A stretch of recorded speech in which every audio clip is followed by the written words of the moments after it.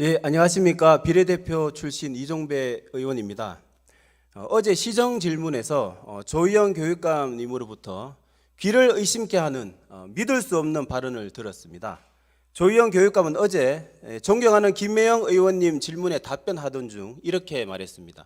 우리나라가 어쩌다 선진국이 됐다라는 해괴망측한 망언을 했습니다. 경악을 금할 수가 없습니다. 자유롭고 풍요로운 지금의 대한민국은 어쩌다 선진국이 된 것이 결코 아닙니다. 6.25 폐허 속에서 아무것도 없는 최극빈국에서 지금의 번영과 발전을 이룬 것은 우리 국민들의 땀과 눈물로 이룩한 위대한 한강의 기적이 있었기 때문입니다. 조희영 교육감의 망언은 우리 국민들의 가슴에 대못을 받고 국민들의 피나는 노력과 희생을 짓밟은 극악무도한 망언입니다.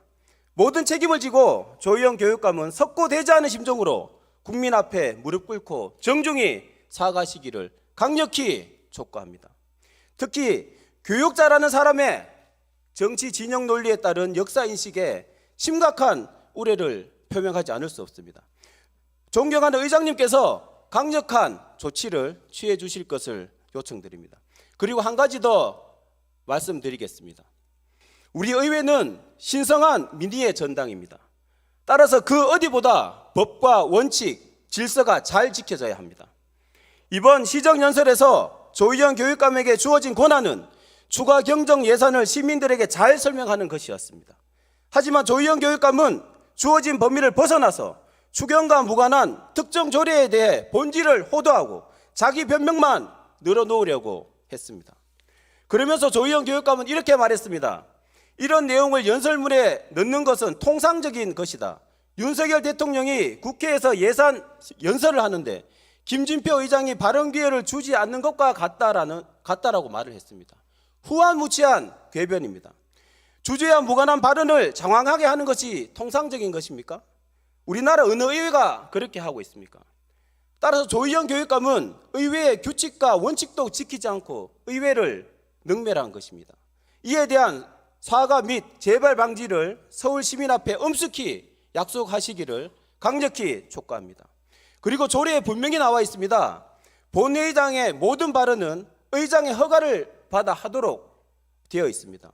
그리고 의장은 본회의장의 질서를 유지하고 조례와 규칙에 맞게 운영할 권한과 의무가 있습니다. 예를 들어 특정 종교 기도문을 낭독하겠다고 신청하면 의장은 허용해야겠습니까? 해서는 안 될 것입니다. 이번 사례도 다르지 않습니다. 배포된 시정연설 책자를 보십시오. 책자 제목에 분명히 추가 경정 예산에 따른 시정연설이라고 되어 있습니다. 그렇다면 추경과 관련된 내용만 발언을 해야 하는 것이 원칙이고 이와 무관한 발언을 하겠다고 하면 허용하지 않는 것이 의장의 의무입니다.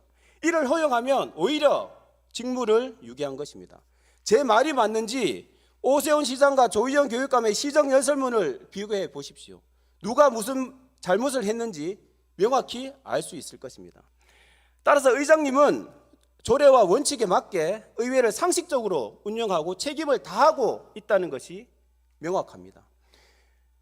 그러므로 민주당의 사정검열 의장 독재라는 주장은 결코 동의할 수 없는 나쁜 선동이라고 생각합니다. 민주당에 자중할 것을 정중히 요청드립니다. 예, 감사합니다.